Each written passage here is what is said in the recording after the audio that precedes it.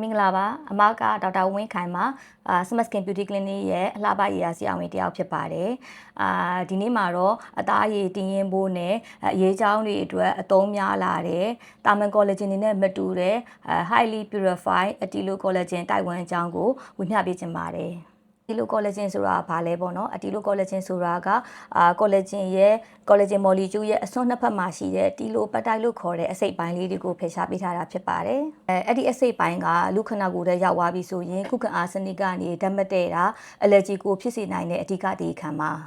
အဲ့ဒီဟာကိုဖယ်ထုတ်လိုက်တဲ့အတွက်ဒီ Attilo collagen ကဒီအမားတို့ခန္ဓာကိုယ်ရဲ့အတွင်းထဲက collagen နဲ့အနီးစပ်ဆုံးတူသွားပြီးတော့ဒီ side effect ဘေးထွက်ဆိုးကျိုးအလွန်နည်းသွားတာဖြစ်ပါတယ်ဒီအရေးပြား80%ကျော်ကဒီတိုက်ဝမ် collagen နဲ့ဖွဲ့စည်းထားတာအဲ့ဒါကြောင့်မို့လို့ဆီယမတို့ဒီအသားရည်လေးပျော့တွဲလာတာမျက်လုံးအောက်မှာအရေးချောင်းလေးပေါ်လာတာဒီဝက်ဆန်ချိုင်းခွက်အမာရွတ်တွေကို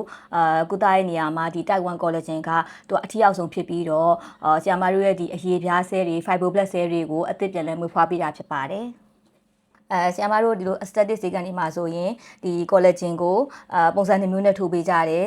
ပထမနေရာကျတော့ skin pulsar ပုံစံမျိုးနဲ့ထိုးပေးတယ်နောက်တနေရာကျတော့ဒီ filler ထိုးတဲ့ပုံစံမျိုးနဲ့ထိုးပေးကြတယ်အာနိသင်တွေကskin scaffolding လို့ခေါ်တယ်သူကအရေပြားထဲမှာသူကညံတစ်ခုလိုဖြစ်စေပြီးတော့အသားရည်ကိုချက်ချင်းတင်းရင်းစေတယ်နောက်တစ်ခုကကြတော့သူက regeneration ဒီခန္ဓာကိုယ်ရဲ့ဒီကိုယ်ပိုင် collagen တွေကိုနိုးကြားလာအောင်သူကလှုပ်ဆော်ပေးတယ်နောက်တစ်ချက်ကကြတော့ပိုး minimize လို့ခေါ်တဲ့ချွေးပေါက်တွေကိုကျင်းစေပြီးတော့ကိုယ့်ရဲ့ skin လေးကို glass skin လေးလိုမျိုးဖြစ်သွားစေရပေါ့နော်တင်းတော်တဲ့သူတွေကကြတော့အသက်အရွယ်တစ်ခုကြောင့်အသားရည်ရုပ်တွေလာတဲ့သူတွေမျက်လုံးအောက်မှာအရေးချောင်းလေးများပြီးတော့မျက်တွင်ညိုတဲ့လူတွေ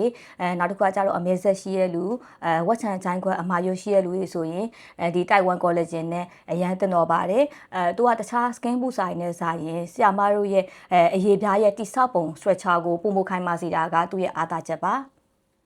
အတူတူပြောရမယ်ဆိုရင်ဒီ Attilo collagen တိုက်ဝမ်ဟာဘေးကင်းမှုမြင့်မားပြီးတော့ဒီအသားရည်ရဲ့အတွင်းပိုင်း structure တဲ့အထိကိုပေါ့နော်အခြေခံကြပြုပြင်ပေးနိုင်တဲ့စေပညာရေးဆိုင်ရာကုထုံတစ်ခုဖြစ်ပါတယ်ဒါကြောင့်မို့လို့မိမိရဲ့ရေပြားလိုအပ်ချက်ပေါ်မူတည်ပြီးတော့ကျွမ်းကျင်တဲ့ဆရာဝန်နဲ့တိုင်ပင်ပြီးတော့ဒီကုသမှုကိုခံယူလို့ရပါတယ်လို့အကြံပြုချင်ပါတယ်